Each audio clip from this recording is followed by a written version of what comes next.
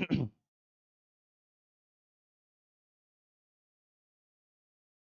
Morning everybody.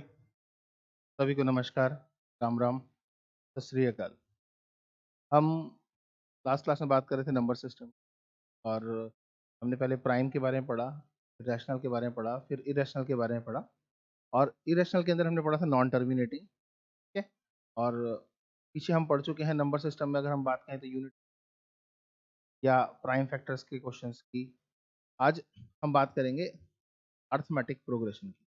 इसका इस्तेमाल अगर आज हमें समझ आ जाता है तो अलग अलग चैप्टर में कभी कभी हमें एवरेज में, कभी टाइम एंड डिस्टेंस वर्क में, या कभी कभी वर्ड प्रॉब्लम के क्वेश्चंस में अर्थमेटिक प्रोग्रेशन के बारे में क्वेश्चन बनते हैं। कैसे हमें हैंडल करने हैं या अर्थमेटिक प्रोग्रेशन क्या है, पहले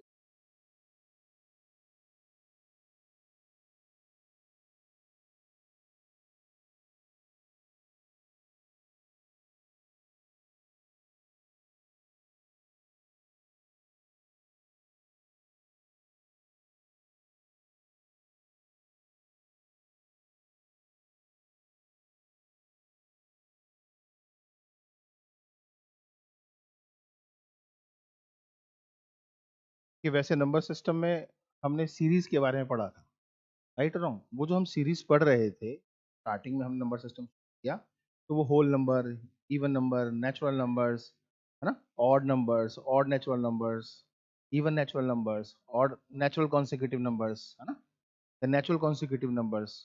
तो ये जो हम पढ़ रहे थे, ये सारे के सारे जो एग्जाम्पल थे वो कहीं ना कहीं अर्थमेटिक प्रोग्रेशन के।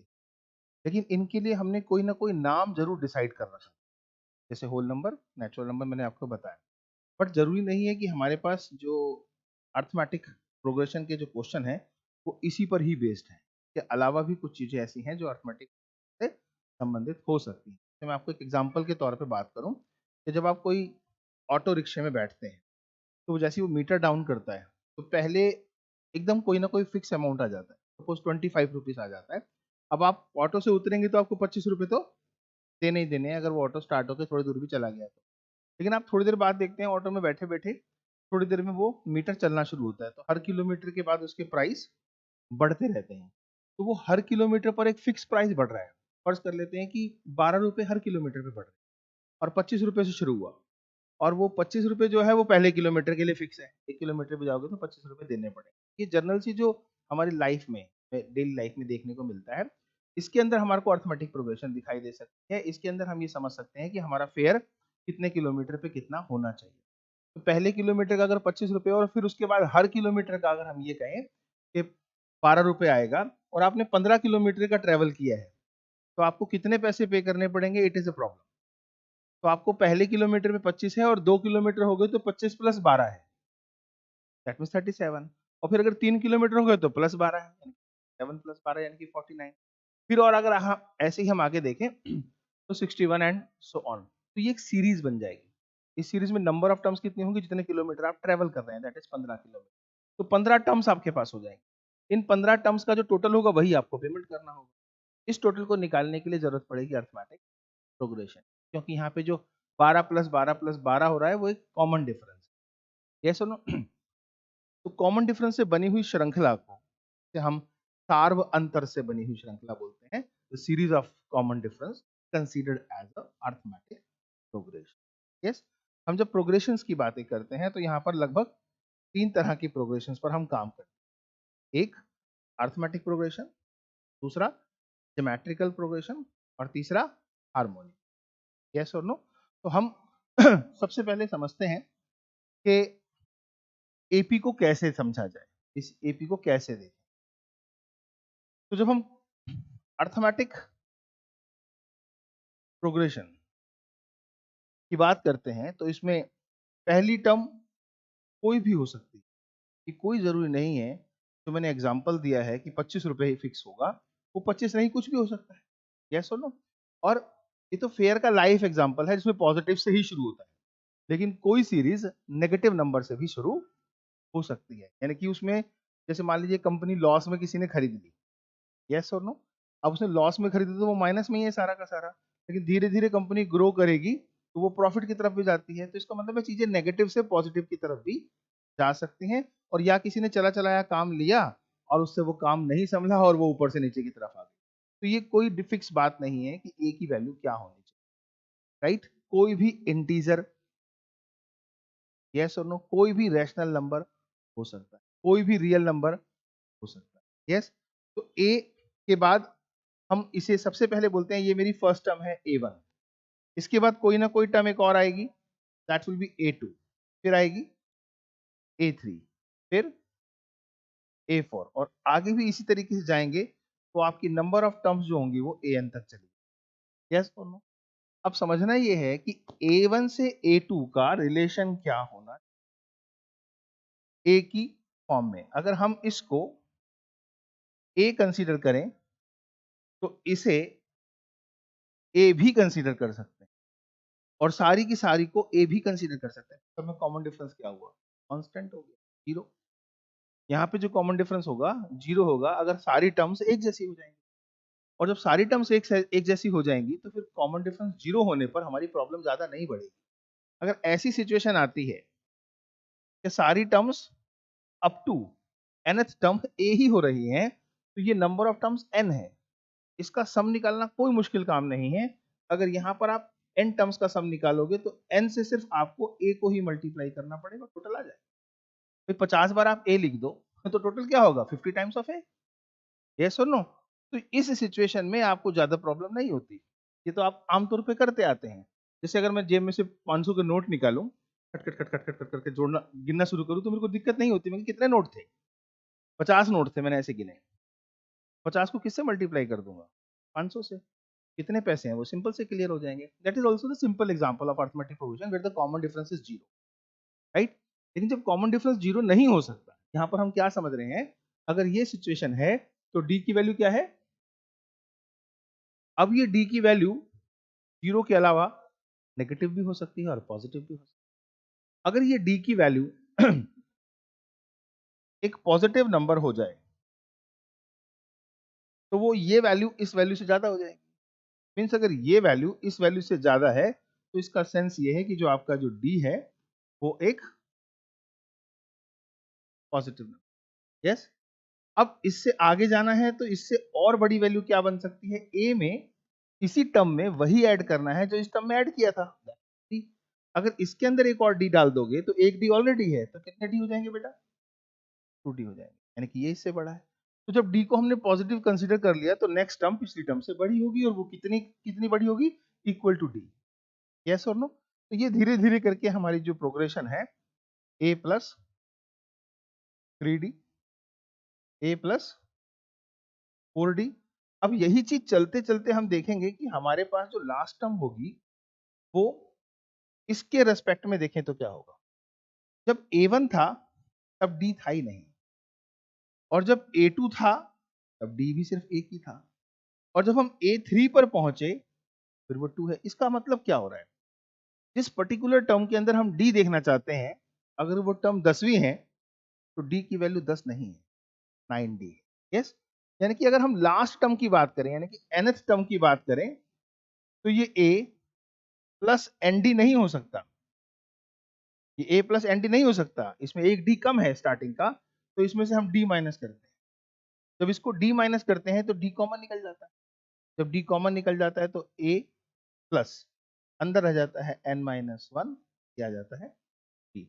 इस तरीके से हमें समझ आता है कि हमारी ये जो टर्म है वो लास्ट टर्म है, क्या है, इसे हम जनरल टर्म भी बोल सकते हैं। इस टर्म से हम कोई भी टर्म की वैल्यू जब ए डी और एन का मान पता हो तो कैलकुलेट कर पाएंगे, क्योंकि इसके अंदर ए है, एन है और डी है। जिस एपी में ए एंड डी पता लग जाएगा वहां आप इस जनरल टर्म से कोई भी टर्म की वैल्यू निकाल सकते। तो this is considered as the value of nth term, understood. अब ये तो हो गया प्रोग्रेशन को समझने का तरीका। अब दूसरी बात आती है कि हमारे पास जो मेन क्वेश्चन आने वाला है वो ये कि आपके पास A1 plus A2 plus A3 plus A4, जैसा कि मैंने एग्जांपल दिया कि आपको जो फेयर पे करना है वो तो जोड़ के ही देना पड़ेगा ना सारे किलोमीटर का। तो इसका मतलब है आपकी जो रियल प्रॉब्लम आपके सामने आएगी वो आएगी इसके सम की। इसके सम का फॉर्मूला अगर हम कहें तो वो एस एन, यानी कि एस का मतलब सम, एन का मतलब नंबर ऑफ टर्म, में क्या फॉर्मूला होता है, that is n by two bracket 2a plus n minus one into d, ये फॉर्मूला होता है। अब अगर आप कहें कि सर ये फॉर्मूला कैसे बना है, तो यू वांट टू सी, बोलो, देखना है। स्कूल टाइम में ये बात हो नहीं पाई, स्कूल में ये हुआ कि याद कर लो ये होता है। तो चलो मैं आपको बताता हूँ ये फॉर्मूला बना कैसे, ताकि आपको ये और अच्छे से समझ आए कि यार मैथमेटिक्स सही में जबरदस्ती नहीं थी, कहीं ना कहीं लॉजिक के साथ था। हमें इस्तेमाल करना है इसका और हमें करना है इस्तेमाल इसका, ताकि हमारी जो प्रॉब्लम्स हमसे वो पूछ रहा है उसे हम आराम से सॉल्व। इसी एपी के अंदर आपको एक और चीज की नॉलेज होनी चाहिए, that is the problem of solving the value of two variables when the equations of two variable given. अब आपको पता है कि कोई समीकरण है, कोई इक्वेशन है, उसमें दो वेरिएबल हैं, तो दोनों का डेफिनेट आंसर निकालने के लिए आपके पास एक और इक्वेशन होनी चाहिए। So when you will have two equations of two variables, so that chapter you studied in 10th class, pair of linear equation in two variables. Pair क्यों हो गया था? क्योंकि दो वेरिएबल थे इसलिए पेयर था, ताकि दोनों का डेफिनेट आंसर निकाल सके। लेकिन जब आप नाइन्थ में पढ़ते थे तो पेयर ऑफ वर्ड नहीं था, इक्वेशन ऑफ टू वेरिएबल था। याद करो, वहां सिर्फ आपको इक्वेशन फॉर्म करना सिखाया जा रहा था, या ये नहीं सिखाया जा रहा था कि इनकी वैल्यूज क्या होंगी। लेकिन जब आपने फॉर्म करना सीख लिया तो 10th क्लास में आपसे सिखाया गया कि इनकी वैल्यूज निकालते कैसे। उस समय फिर आपको वैल्यू निकालने के लिए दो इक्वेशन चाहिए होगी, राइट। जैसे मैं कहूं कि इस पूरी सीरीज में आपको 10th टर्म की वैल्यू पता हो एपी में, और 15th टर्म की वैल्यू पता हो, तो 10th टर्म और 15th टर्म को अगर आप ध्यान से देखो तो n की वैल्यू 10 और n की वैल्यू 15 तो आपको मिल ही रही है। तो जब आप यहाँ पर n की वैल्यू 10 पुट करोगे तो एक इक्वेशन बनेगी a प्लस 9d, और 15th की बात करोगे तो a प्लस 14d। तो a और d से बनी हुई ये दो equation pair of linear, right, with in two variables, yes और नो। तो उसे सॉल्व करना भी आना चाहिए, तब हमारे को समझ एपी भी हम ठीक से कर पाएंगे। दूसरा, ये टोटल निकालने के लिए कौन सी सिचुएशन बनेगी, ये टोटल बना कैसे है इसको देखते हैं। आई होप समझ आ रहा होगा। देखो, जब आपकी पहली टर्म a होती है, दूसरी टर्म a प्लस डी होती है, मैं सिखा रहा हूँ फॉर्मूला बना कैसे। a प्लस 2d होती है, a प्लस 3d होती है, तो लास्ट टर्म कहाँ जाती है, a प्लस यहां तक। अब अगर मैं इसी टर्म को उल्टे क्रम में लिख दूं, यानी कि मैंने यहां लिखा a, तो ये वाली टर्म क्या होगी, वापस आऊंगा तो पीछे से a प्लस डी, राइट। तो ये हमारी टर्म हो जाएगी a प्लस डी, और ये क्या हो जाएगी a प्लस, और ये क्या हो जाएगी a प्लस 3d, और यहां तक चलते चलते क्या आएगा, a plus n minus one into में, यस और नो, समझ आ रही मेरी बात। इसको सिर्फ ऐड करके देखो, इस टर्म को इस टर्म में ऐड करके तो क्या मिलेगा। जैसे ही आप इनको सम करेंगे तो आपको मिलेगा 2a plus n minus one, right. अब इस टर्म को इससे पहले वाली टर्म में ऐड करोगे तो भी यही आएगा, राइट। क्यों, क्योंकि यहां पर एक डी प्लस हुआ है तो यहां पर एक डी माइनस हुआ होगा, राइट और नो। बेटा जब इससे नीचे आएंगे तो नंबर ऑफ डी एक कम होगा ना, तो जब यहाँ बढ़ते क्रम में एक डी बढ़ रहा है तो यहाँ एक कम हो रहा है, तो इसका मतलब है क्या हुआ, तो जैसा ये है वैसा यही होगा। तो आपके पास बार बार यही चीज आएगी, 2a plus n minus one into, यही जब आप इससे तीसरे स्टेप नीचे आओगे और तीसरा पहुंचोगे तो दो डी बढ़ रहे होंगे, दो कम हो रहे होंगे, तो इसका मतलब ये टोटल वही सेम होगा। तो आपका जो टोटल होगा बेटा वो बार बार यही आता रहेगा, यस और नो। और कब तक आता रहेगा, जितनी टर्म्स है, nth टर्म तक आता रहेगा, n टर्म्स तक यही टोटल आएगा। जब n टर्म्स तक यही टोटल आएगा, तो मैंने अभी आपको थोड़ी देर पहले एक बात बताई थी कि जब सारी संख्याएं एक जैसी होती है तो उसका टोटल का फॉर्मूला क्या होता है, n इंटू a, यानी कि जैसी टर्म्स है उसको n से मल्टीप्लाई करेंगे। तो अगर आपके मैं ये कहूं कि इसका टोटल क्या आएगा sir, n into 2a plus n-1 into, अब आप कहोगे सर ये जो टोटल हमारा आया है ये फॉर्मूला फाइनल है, क्योंकि ये टोटल बेटा दो सीरीज का टोटल है। यस, अगर इसका सम Sn है तो इसका सम भी Sn है, और इन दोनों का जो सम है वो ट्वाइस ऑफ Sn है। यस, और आप निकालना चाहते हो Sn, Sn क्या होगा? This is the reason of this formula why it is so. अब आगे समझ में, तो ये इसका डेरिवेशन है कि ये फॉर्मूला बना है। क्लियर है? अब समझते हैं कि जब हमें एपी समझ आ जाता है तो एपी पर बनने वाले क्वेश्चन कैसे हो सकते हैं। नोट करना है, पिछला भी नोट कर लो पहले।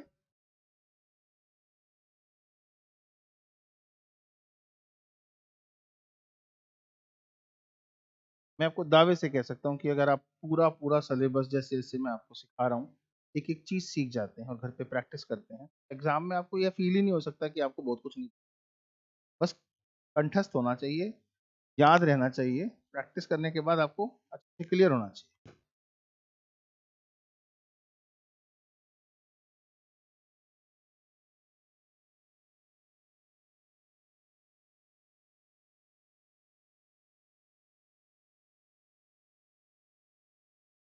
हो गया? कर लो कर लो कर लो। Done. If it is required you can, और अगर आपको सिर्फ समझना था कि ये कैसे हुआ है वो कोई प्रॉब्लम नहीं है, फिर हम क्वेश्चन की बात करें।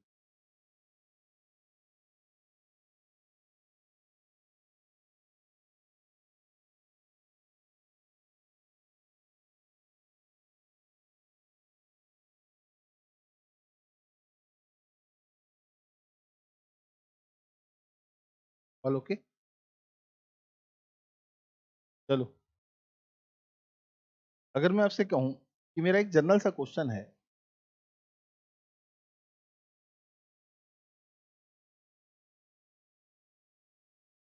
फाइंड दी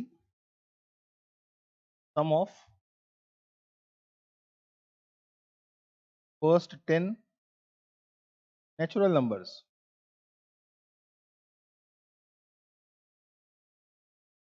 और इसका आपको फॉर्मूला याद नहीं आ रहा। हालांकि नेचुरल नंबर के सम का जो फॉर्मूला होता है वो n into n plus one upon two होता है। ये फॉर्मूला भी अगर हम देखें तो एपी से ही फॉर्म हो जाएगा। जैसे अब नेचुरल नंबर्स की बात हो रही है तो आपके जो नेचुरल नंबर्स के एलिमेंट्स हैं वो 1 है, 2 है, 3 है, 4 है, और ये 10 तक है। आपसे वो पूछ रहा है इसका सम, यानी कि 1 plus 2 plus 3 plus 4 up to 10। यदि इसे एपी के फॉर्म में देखो तो आपका फॉर्मूला है Sn is equal to n by two bracket 2a plus n-1। n का मतलब है नंबर ऑफ टर्म्स कितनी है, 10 है। a का मतलब है फर्स्ट टर्म क्या है, 1 है। n का मतलब है टर्म कितनी है, 10 है। और d का मतलब है जो इसमें आप डिफरेंस देख रहे हैं वो एक का डिफरेंस है। ये तो हमने यूज किया एपी के पॉइंट ऑफ व्यू। ये हो गया 5, ये 2, ये 9, ये 5, ये 11 का आंसर। इसी क्वेश्चन को इतना टाइम वेस्ट ना करके अगर हम सॉल्व करना चाहें तो हमारे पास एक फॉर्मूला होगा नेचुरल नंबर का, that is n into n plus one upon, यहाँ पर अगर आप 10 रखेंगे फिर ये 11 होगा, ये 2 होगा, 2 पंजे 10 और 11 पंजे। आप कहेंगे सर ये फॉर्मूला कहाँ से आया? आपका जो फॉर्मूला है S n is equal to n by two bracket 2a plus n-1 into d में n की वैल्यू n रहने दो, a की वैल्यू फिक्स हो गई 1, n की वैल्यू n रहने दो और d की वैल्यू फिक्स हो गई। अब जरा इसे सॉल्व करो, n by two bracket 2 plus n-1, 2 में से 1 चला गया प्लस 1, फॉर्मूला आपका बन गया n इंटू में n plus 1 upon that's why we are using that. Got it? समझ आया?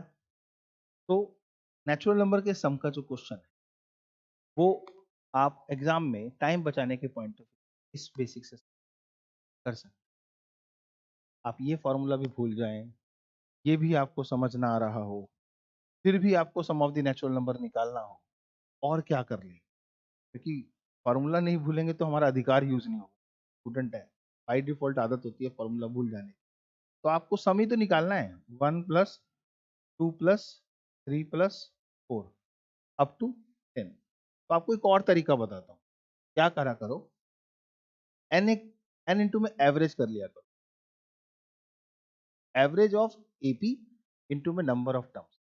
नंबर ऑफ टर्म्स तो आपको पता है 10 है, और एपी का एवरेज कैसे निकलेगा? हमेशा फर्स्ट और लास्ट टर्म को ऐड करके 2 से।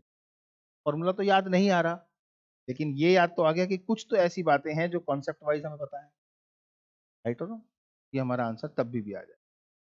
अब भी अगर आपका आंसर नहीं आया तो ये कोई जरूरी नहीं है कि सबको सरकारी नौकरी। यस और नो? कुछ लोग इस लायक है नहीं, वो किसी और चीज के लिए बने होंगे, वो कुछ और कर लेंगे। अब तो आ जाएगा। हुँ?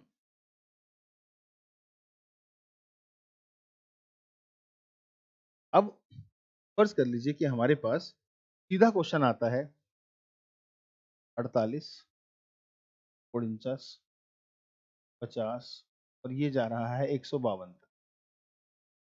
सीधे सीधे आपसे क्वेश्चन पूछ रहा है एग्जाम में, this is equal to what? तो जब इस सम की प्रॉब्लम की हम बात करते हैं तो सबसे पहले देखते हैं कि ये सम में कोई लॉजिक है। यस, यहाँ पर जो आप डिफरेंस देख रहे हैं वो 1 का है, और इस 1 के डिफरेंस की वजह से ही आप ये डिसाइड कर पाते हैं कि एपी है। तो इसका सम निकालते समय आपका जो फॉर्मूला अप्लाइड होगा वो n/2 bracket 2a plus n-1 into. Yes, यहाँ जब आपको सबसे पहले प्रॉब्लम आएगी तो ये समझ में नहीं आएगा कि ये नंबर ऑफ टर्म्स है। तो एपी की नंबर ऑफ टर्म्स निकालने का क्या तरीका रहेगा? जब आपको पता है कि आपका an is equal to a plus n-1 into में d है, तो an का मतलब है लास्ट टर्म, तो ये 152 हो गया। a मतलब फर्स्ट टर्म, ये 48 हो गया। n आप निकालना चाहते हैं और d मतलब है एक का डिफरेंस।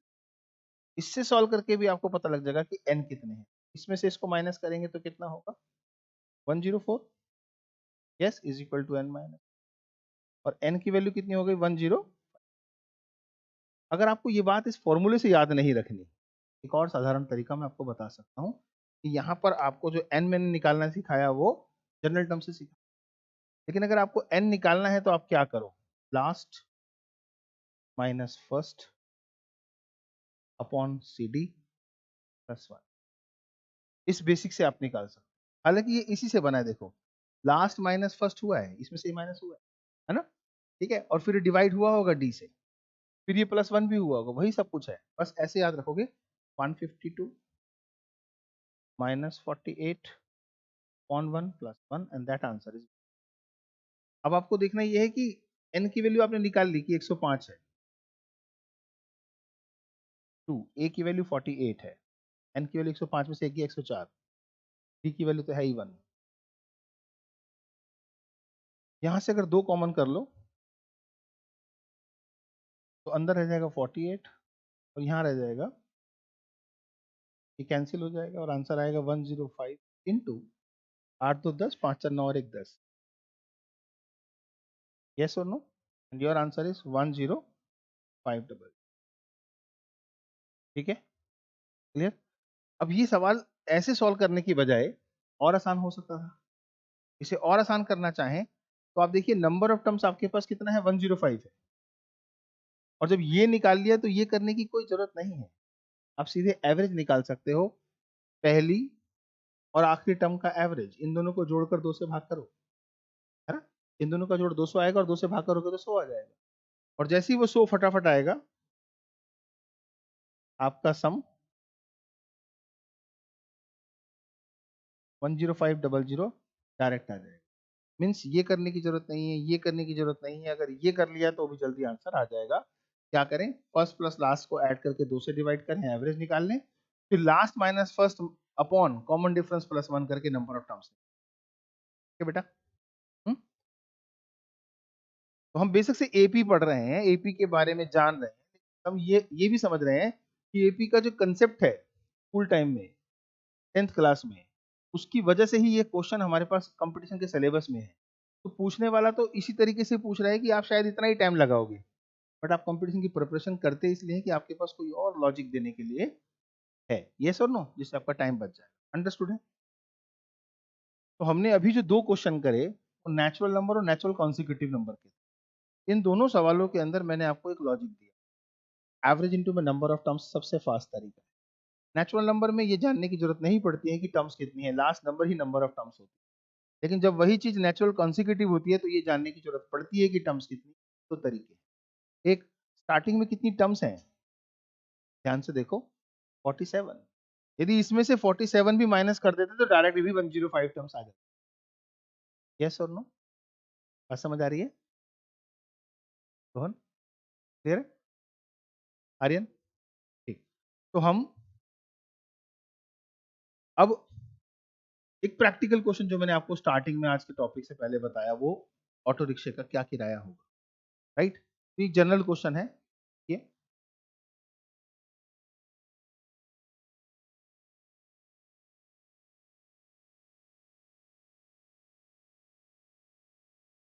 इसमें टाइम एंड डिस्टेंस का क्वेश्चन कैसे बन सकता है, टाइम एंड वर्क का क्वेश्चन कैसे बन सकता है जिसके अंदर एपी होगी, ये समझते हैं। चलो पहले टाइम एंड डिस्टेंस से बनाते हैं।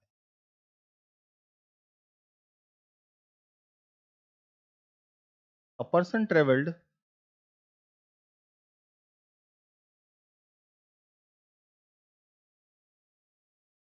34 किलोमीटर इन फर्स्ट आवर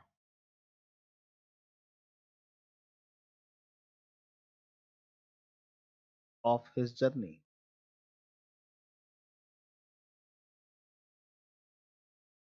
एक व्यक्ति ने अपनी यात्रा के पहले घंटे में 34 किलोमीटर की दूरी तय की। इफ ही इंक्रीजेस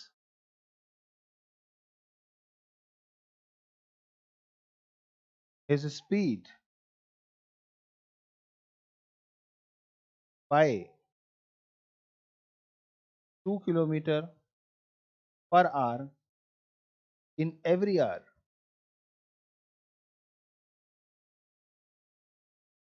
अगर वह प्रत्येक घंटे में अपनी गति को 2 किलोमीटर प्रति घंटा बढ़ा देता है, राइट, देन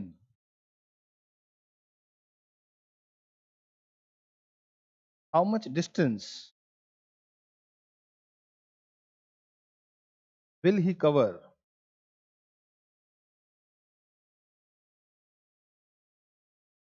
in 12 hours?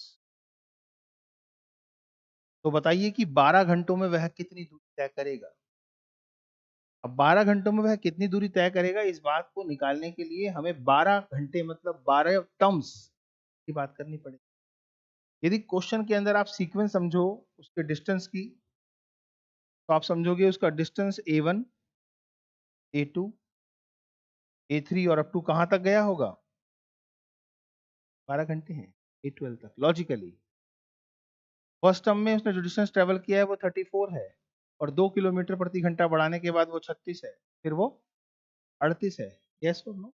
और ये सीक्वेंस ऐसे ही चलेगी।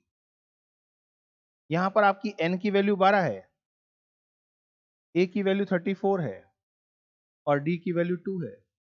इसके लिए ये जानने की क्या जरूरत है कि लास्ट टर्म क्या होगी, हमें तो सम निकालना है कितना डिस्टेंस ट्रेवल करे। तो आपके सवाल का आंसर है, सॉरी, ये जो कंटिन्यूटी बनेगी ये क्या होगी। हालांकि ये आपका है 34 प्लस 12 माइनस 1 इंटू में 2 है, तो यही, बस तो यही है।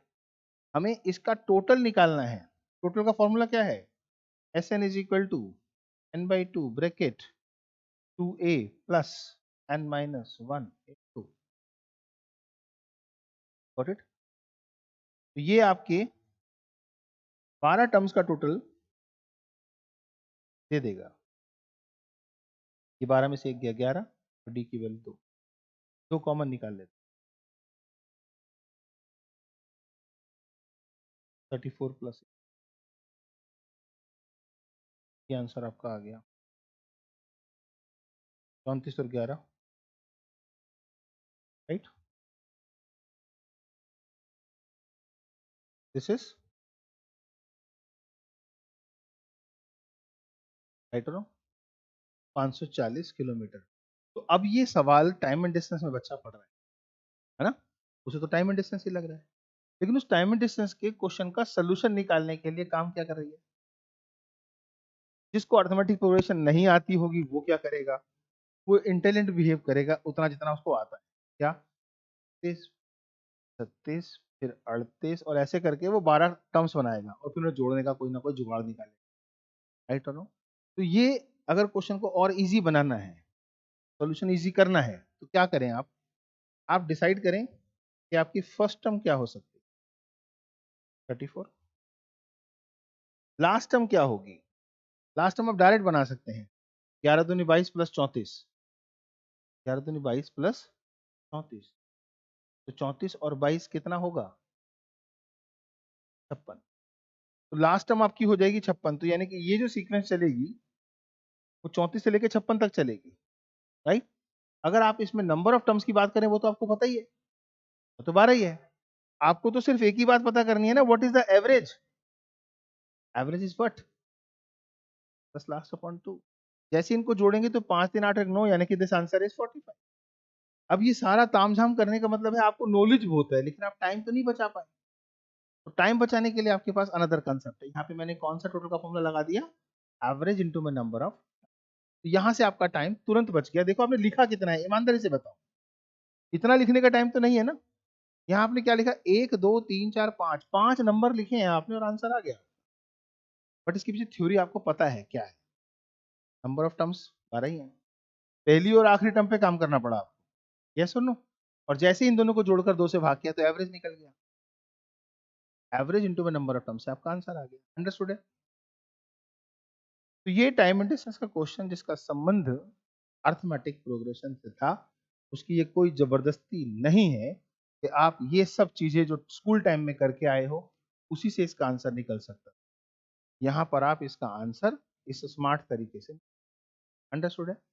ऐसी वो फेयर वाली बात जो मैं एग्जांपल में दे रहा था आज स्टार्टिंग में, उसके ऊपर बात करूंगा तो वो देखते हैं।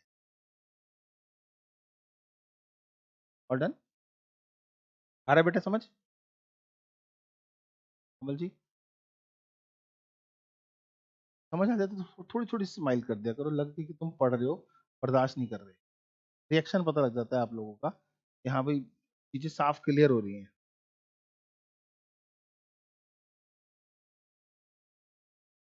A person paid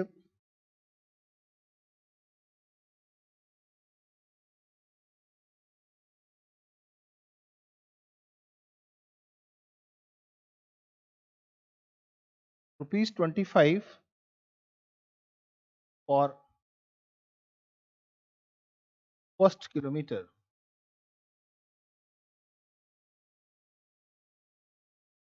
of his journey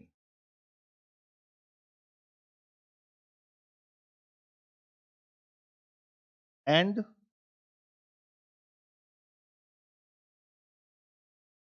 ₹12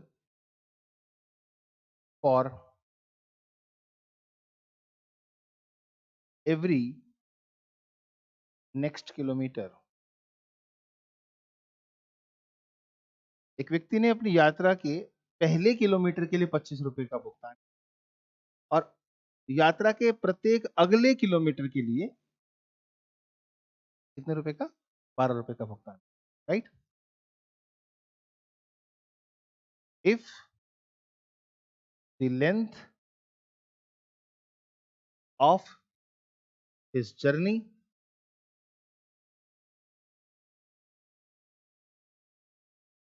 is 10 kilometer, then find the total amount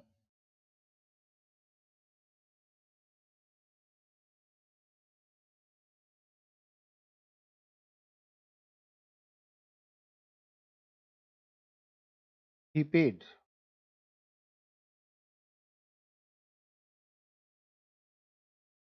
यदि उसकी यात्रा की कुल लंबाई ही 10 किलोमीटर है तो उसने कुल कितना भुगतान किया। अब सीधे स्मार्ट तरीके पे भी आ सकते हैं। यहां आप स्मार्ट तरीके से इसे सॉल्व करना चाहें तो आप कहोगे सर n की वैल्यू तो 10 हो गई है ना, राइट रॉन्ग, और फर्स्ट पेमेंट क्या हुई 25, लास्ट पेमेंट क्या हुई, यस और नो, तो लास्ट पेमेंट हमारी हुई 25 प्लस 10 में से एक गया 9, 9 गुणा 12, यस और नो, बोलो। तो ये इसकी टर्म्स बनी 25 प्लस 12 निमा 108, 108 और 25 इज इक्वल टू 110।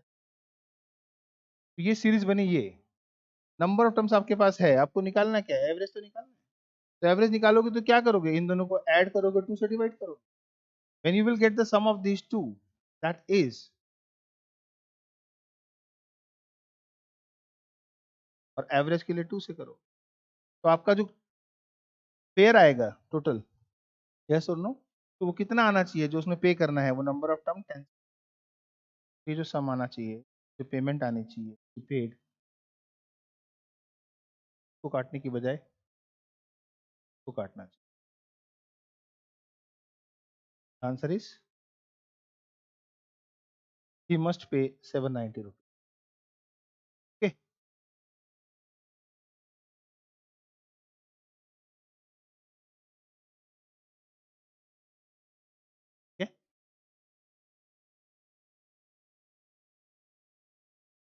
आ रहा है बढ़िया समझ, कोई दिक्कत है।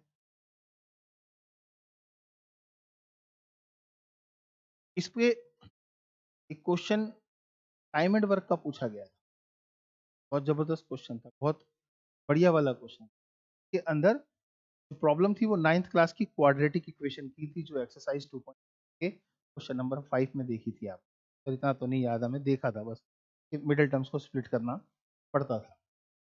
तो वो क्वेश्चन क्या था, हो गया डन बेटा। क्वेश्चन ये था कि 150 लोग हैं जो किसी काम को कुछ दिनों में कर सकते हैं, टाइम एंड वर्क है। अब 150 लोग हैं किसी काम को कुछ दिन में कर सकते हैं, लेकिन अगर ऐसा हो जाए कि रोज के 4 आदमी काम छोड़कर जाते रहें तो उस काम को खत्म करने में 8 दिन एक्स्ट्रा लग जाते। अब ये जो टाइम एंड वर्क का क्वेश्चन है, ये एपी का क्वेश्चन कैसे बना, 150 लोगों को एक दिन काम पे लगा दो, लॉजिक सुनो, 150 लोगों को काम पे लगा दो, अगले दिन 4 बंदे बोले भाई हम नहीं आ रहे। अब जो काम हुआ वो 150 यूनिट हो गया, यही समझ लेते हैं, एक आदमी 1 यूनिट है, 4 आदमी चले गए तो अगले दिन कितने यूनिट काम हुआ, तो 4 माइनस हो गई 146। फिर अगले दिन क्या हुआ, तो 42 रह गए। फिर क्या हुआ, 138। तो ये जो वर्क था ये खत्म तो हुआ, लेकिन ये कितने दिन में खत्म हुआ, 8 एक्स्ट्रा डेज। अब ये जो 150, 146, 142 कितने दिन में जाना है नहीं पता, तो इसके नंबर ऑफ डेज n होंगे, यस और नो। अगर इसके n होंगे और 150 के 150 आदमी रोज काम करें और कोई भाग कर ना जाए तो उसके दिन n-8 होंगे, यस और नो। क्यों, क्योंकि रोज रह गए तो 8 दिन एक्स्ट्रा क्यों लगेंगे, 8 दिन एक्स्ट्रा तो लग ही इसलिए रहे हैं क्योंकि रोज लोग कम हो रहे हैं, यस और नो। सारी बात समझ, सवाल लिखते हैं। ये सवाल हम टाइम एंड वर्क नहीं पढ़ रहे हैं, एपी का एप्लीकेशन फॉर्म दिखा रहे हैं आपको कि कैसा क्वेश्चन है जो टाइम एंड वर्क में क्वाड्रेटिक इक्वेशन फॉर्म करवा दे, और वो विद एपी। 150 मैन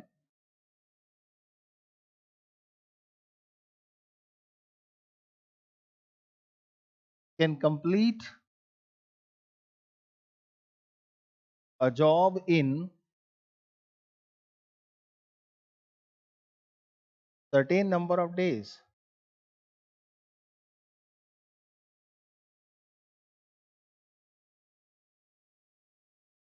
एक 150 आदमी किसी काम को कुछ दिनों में पूरा कर सकते हैं। If 4 men left the job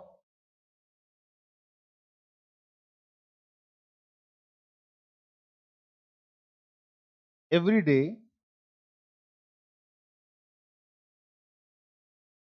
then it takes 8 more days.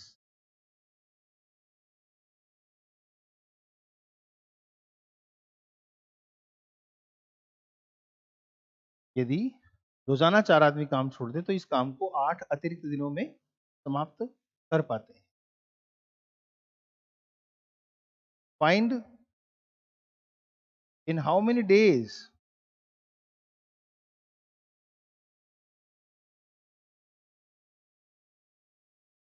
it had to be completed.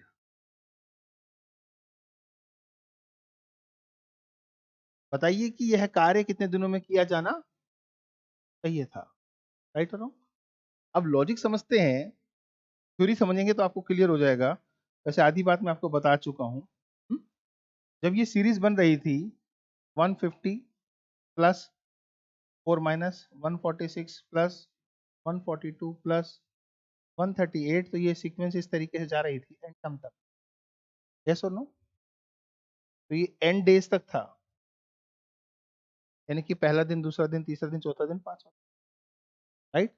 लेकिन अगर 150 के 150 आदमियों से काम करवाओ और एक भी आदमी कम ना हो तो नंबर ऑफ डेज बेटा n-8 लगेंगे. यस और नो. ऐसे करोगे तो n डेज लगेंगे और ऐसे करोगे तो n-8 डेज लगेंगे. यस और नो. इन दोनों को बराबर रख सकते हैं, काम जो यहाँ हुआ है यहाँ भी हुआ है. अब इसको बराबर इसके रखने के लिए फॉर्मूला अप्लाई होगा n/2 bracket 2a plus n-1 इन. यस और नो. बोलो, समझ आ रहा है. यहाँ पे n का मतलब क्या है सर, पता नहीं, क्योंकि यहाँ भी तो नहीं पता. a का मतलब क्या है, हाँ ये पता है सर 150. तो here we can write this is 2 into में 150. यहाँ भी n नहीं पता, इसी मल्टीप्लीकेशन से बनेगा क्वाड्रेटिक इक्वेशन. यही है वो सरदर्दी. Got it. अच्छा, यहाँ d पता है कितना है, 4 नहीं बेटा, कम हो रहा है ना. आपकी प्रोग्रेशन नीचे की तरफ जा रही है ना, ये घट रहा है ना, तो मतलब है d की वैल्यू नेगेटिव है. तो ये कॉमन एरर बच्चे कर देते हैं इसे 4 समझ के कि 4 आदमी जा रहे हैं, जहां 4 आदमी रहे लेकिन d तो नेगेटिव हो गया. यस. अब इसको इसके बराबर रखें तो ये 150 n प्लस 15 8 120 1200.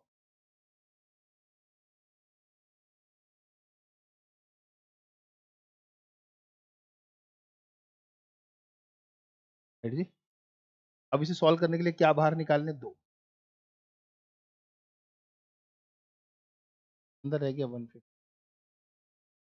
यहाँ से भी 2 निकला है, ये हो गया -2, इससे मल्टीप्लाई हुआ तो -2n प्लस 2. कैन आई से राइट. ये इससे कैंसिल हो. ये है आपका 150n 150n minus equal to 150n. इसको इससे मल्टीप्लाई करेंगे तो -2n² प्लस 2n. ये वाली वैल्यू इससे कैंसिल हो. ये है -1200. यहाँ से अगर हम -2 कॉमन करें, n² या n भी कॉमन करें तो ये हो जाएगा n-, ये माइनस से माइनस कट गया तो इसको काट देंगे. 600 के लिए n और n-1 ऐसी दो संख्या हैं जिनमें एक का डिफरेंस है, तो ये दो संख्या होंगी 25 और, क्योंकि 25 और 24 को मल्टीप्लाई कर 600 आता है. n की वैल्यू क्या बनी, यस और नो. यहाँ से आप कह सकते हैं कि आपका जो n का मान आया वो आ गया 25. अब n कहाँ पर कंसीडर हो रहा है, यहाँ पर. और यहाँ पर आपके सारे के सारे लोग काम करते तो आपका आंसर होता है n-8. तो नंबर ऑफ डेज आपके 25 नहीं होंगे, 25 माइनस दैट आंसर इज, यानी कि ये काम 17 दिनों में समाप्त होना था, लेकिन रोज के 4 आदमियों के भाग जाने की वजह से यही काम 17 दिनों की बजाय 25 दिनों में खत्म. ये जो सवाल टाइम एंड वर्क में आया तो बहुत सारे बच्चों को ऐसा लगा यार कि क्या सवाल है, तो उनका क्या क्या खराब था। टाइम एंड वर्क तो खराब था ही, लेकिन अगर एपी ठीक नहीं थी और क्वाड्रेटिक इक्वेशन को मिडिल टर्म स्प्लिट करना उनको नहीं आता था, डैम श्योर समझ आ गया होगा कि गलती कहाँ हुई। यस, गलती हुई तो बेसिक तैयार नहीं किया और क्वेश्चन टू क्वेश्चन सॉल्व करके आप ये सोच के चले गए कि आपको बहुत सारे सवालों के आंसर आते हैं, तो आपका एप्लीकेशन लेवल जब भी सामने आएगा, बेस स्ट्रांग नहीं होगा, तो आप यही चीज सफर करो। इसे आराम से नोट करो और कोई बात फिर पूछनी है कि सर इक्वेशन कैसे बनी, क्योंकि इस सवाल का कोई शॉर्ट नहीं हो सकता, सवाल ऐसा ही है, ऐसे ही देखना पड़ेगा। और ऐसे कुछ सवाल जो हमें देखने पड़ते हैं, उसमें आपको सिर्फ एक ही बात समझनी होती है कि बहुत सारे सवाल जल्दी सॉल्व हो जाते हैं, छोटे होते हैं। राइट हो रॉन्ग? जो सवाल छोटे हैं उसके लिए हम क्या कर सकते हैं, जल्दी आंसर दे सकते हैं। जो बड़े हैं उसके लिए उसको छोड़कर बाद में कर सकते हैं। तो ये बात जब क्लियर हो जाती है, तो हम उसके बाद अगर थोड़ा सा और आगे चलें, तो एपी के कुछ और सवाल, जैसे कि मैंने कहा ये क्वाड्रेटिक इक्वेशंस की प्रॉब्लम थी, एपी की प्रॉब्लम थी, टाइम एंड वर्क की प्रॉब्लम थी।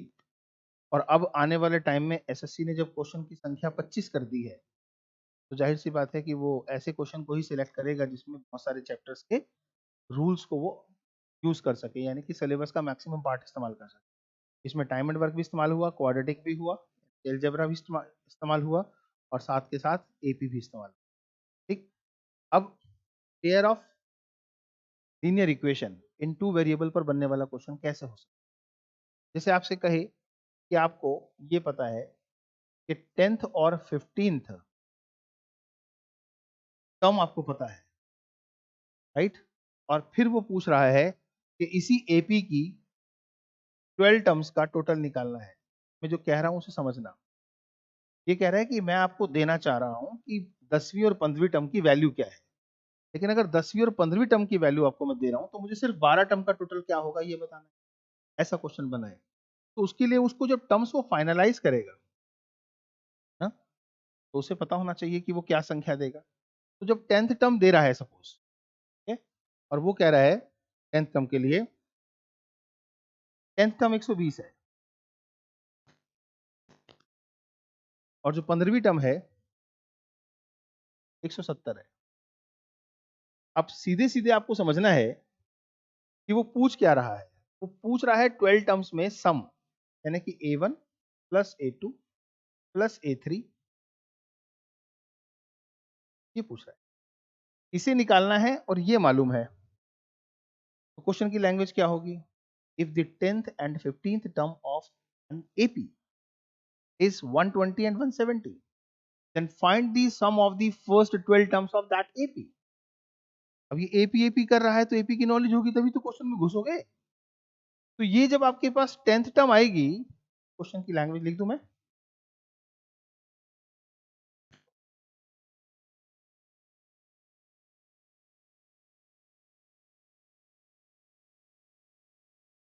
if the 10th and 15th term of an AP are 120 and 170, then find the sum of first 12 terms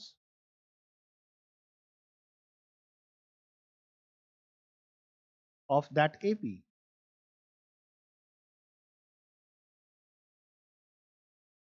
यदि किसी समानांतर श्रृंखला या श्रेणी का 10वां और 15वां पद 120 और 170 है, तो उसके प्रथम 12 पदों का योगफल क्या हो। तो आपको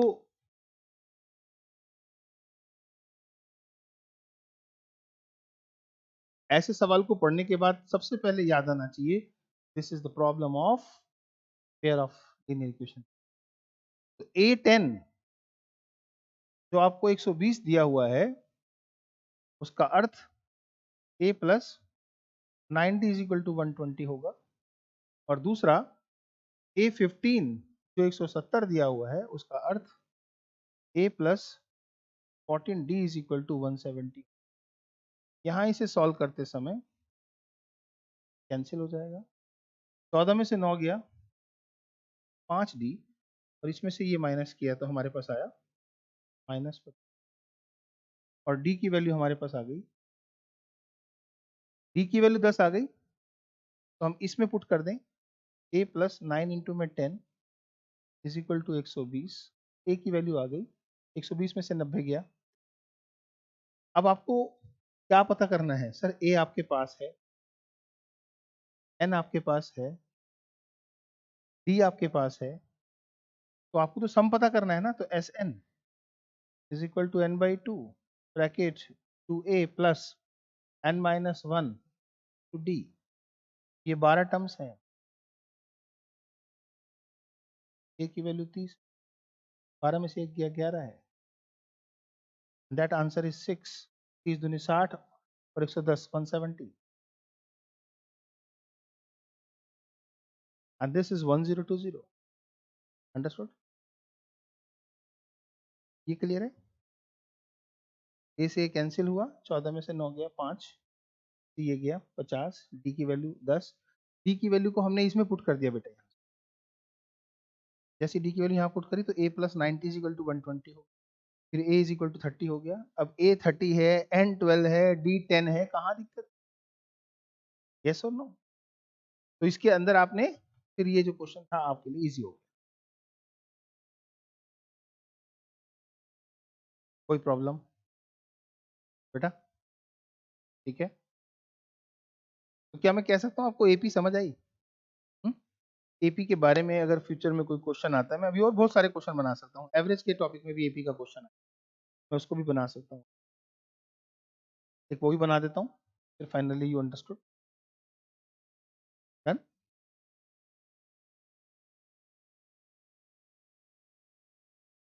कुछ इंटरेस्ट बना है मैथ्स में? उतना ही खतरनाक लगता है ना था? नहीं ना? पहले आंसर याद करने पड़ते,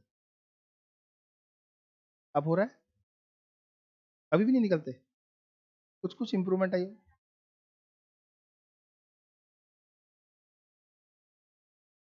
नंबर सिस्टम तो बहुत इंटरेस्टिंग टॉपिक है, इसमें लॉजिक ही लॉजिक्स है। तो लॉजिक्स आपको समझ आ रहे हैं और आप क्वेश्चन सामने फेस करोगे तो लॉजिक लगा लोगे, नहीं? एवरेज के चैप्टर में एक क्वेश्चन जब ये पूछा गया, एपी पर बेस था, क्या था? देखो बेटा,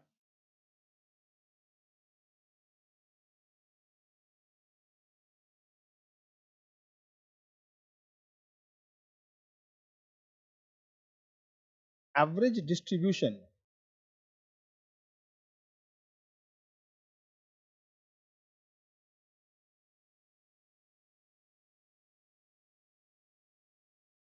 among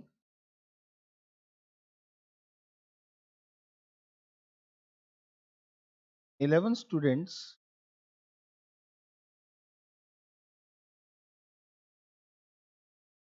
of class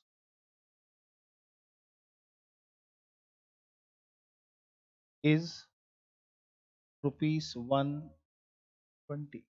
The average distribution among 11 students of a class is rupees, या एवरेज डिस्ट्रीब्यूशन ऑफ मनी कह सकते। जब पैसा बांटा गया तो औसतन किसी कक्षा के 11 बच्चों को 120 रुपए मिला। अब इफ फर्स्ट स्टूडेंट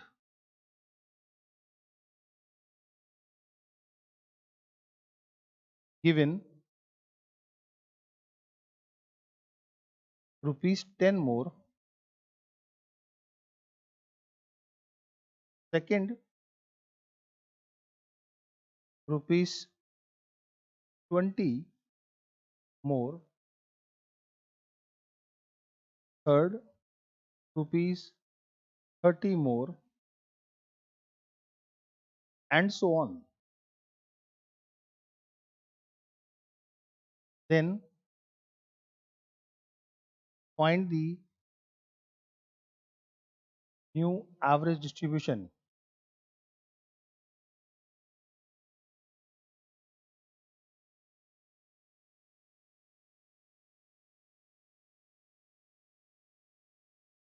अब इस सिचुएशन में आपके पास क्या है, 11 बच्चों को पहले ही 120 रुपए की एवरेज से बटा हुआ है, लेकिन जो एवरेज है एन टर्म्स का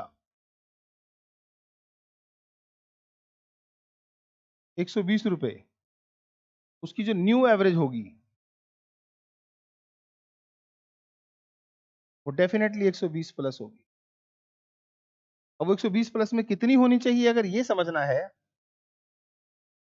तो देखना होगा कि कितना पैसा प्लस हुआ होगा। यहां पर logically A1, A2, A3 up to A11 तो हो क्या रहा है, पहले को 10, दूसरे को 20, 30 अप टू 110 रुपए प्लस हो रहे हैं। जो है सो है, ये जो पैसा और ऐड हो रहा है इससे एवरेज पड़ेगा, तो इसका एवरेज अगर आप निकालो तो शॉर्ट में निकाल लो ना।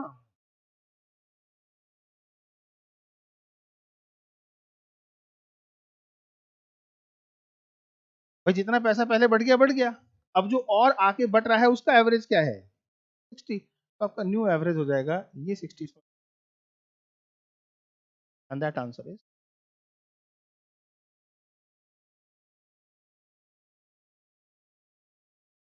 हाँ, आखिरी में मैंने साइन लगा दिया ना। The average distribution among 11 students of a class is rupees 120। जब मैंने ये साइन लगा दिया तो बाय डिफॉल्ट क्लियर है कि मनी की बात करो। ठीक है, देखो हम एक क्लास में गए, 11 बच्चे थे, उनमें कुछ पैसे वैसे बांटे, किसी को कुछ, किसी को कुछ, किसी को, हमें नहीं पता किसको क्या। पर जब सारा पैसा बट गया तो हमने चेक किया कि उसका एवरेज निकालते हैं, तो वो 11 से भाग किया, उसका एवरेज निकला 120। हाँ, हाँ, हाँ, हम नहीं निकाल रहे, हम निकाल रहे हैं इस एवरेज में। जब बच्चों को और पैसा बांटा जाएगा तो ये एवरेज ऊपर की तरफ जाएगी। तो हम जो और पैसा बांट रहे हैं वो हमारी जेब से कितना पैसा निकल रहा है, first term, second term, third term up to 11 term तक जो पैसा निकल रहा है वो 10 रुपए, 20 रुपए, 110 रुपए। इस सारे पैसे को जोड़कर अगर हम 11 से भाग करेंगे तो भी यही आएगा, क्योंकि हम एवरेज निकालना चाह रहे हैं। तो फिर अर्थमेटिक प्रोग्रेशन होने की वजह से गैप 10-10 का है ना, कि हमने फर्स्ट और लास्ट टर्म से डायरेक्ट एवरेज निकाली। तो ये बढ़ा हुआ एवरेज है, ये इंक्रीज्ड एवरेज है, और वो एक्चुअल एवरेज पहले जो था। तो टोटल एवरेज क्या हो गया, 120 प्लस। तो आज की इस क्लास में अर्थमेटिक प्रोग्रेशन का फॉर्मूला कैसे बना, उसमें क्वाड्रेटिक इक्वेशन कैसे बन सकते हैं, उसमें pair of linear equation and two variable के क्वेश्चन को कैसे सॉल्व करना चाहिए, या फिर जनरल टर्म में एवरेज का क्वेश्चन कैसे बना, टाइम एंड डिस्टेंस का कैसे बना, फेयर का क्वेश्चन कैसे बना, या टाइम एंड वर्क का क्वेश्चन कैसे बना। Hope enjoy in the next class, take care, bye, god bless.